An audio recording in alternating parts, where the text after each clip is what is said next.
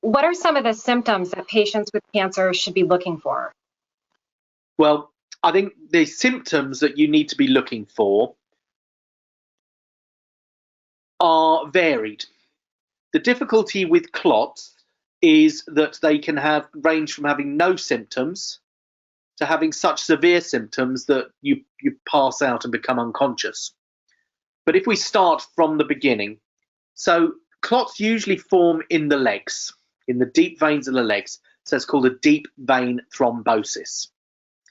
And what that clot will do is it will block the drainage of blood from the legs back into the body.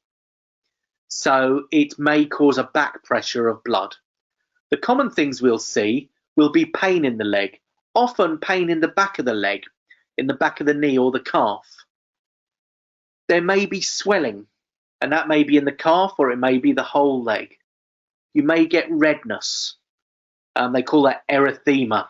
So you may get one of those, may get a mixture of them. But I think if someone is getting pain in one of their legs or swelling in their legs during chemotherapy or during their cancer journey, they should have a low threshold for seeking medical attention. I don't remember the number of patients who've come to me and said, I think I have a clot, and they didn't. But I certainly remember the patients who never mentioned it and then come with a large clot or come very sick because they didn't have the clot treated. Now, the clot in the leg, the deep vein thrombosis, if untreated, may then get bigger and pieces may break off and travel through the bloodstream and end up at the lungs. And that's called a pulmonary embolus. Now, depending on the size of the clot that goes to the lungs, may determine symptoms there.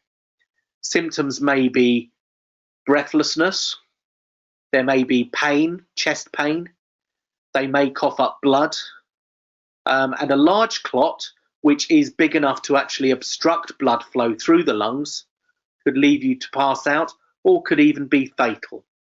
So that's why we take clots in the legs seriously, because we are wanting to prevent a blood clot on the lungs. However, 80% of clots on the lungs will be in people who've had no symptoms in the legs at all. So someone saying, well, the legs were fine, this can't be a lung clot, it can't be a pulmonary embolism, that's nonsense. Now, the difficulty is that if you say to a cancer patient, have you felt breathless?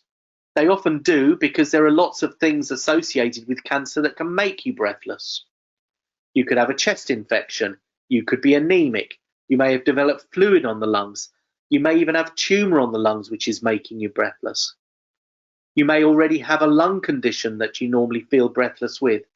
But my advice is, if anyone has breathlessness which doesn't have an obvious explanation, or their breathing has changed, it's something that needs to be looked at and needs to be ruled out in the very least.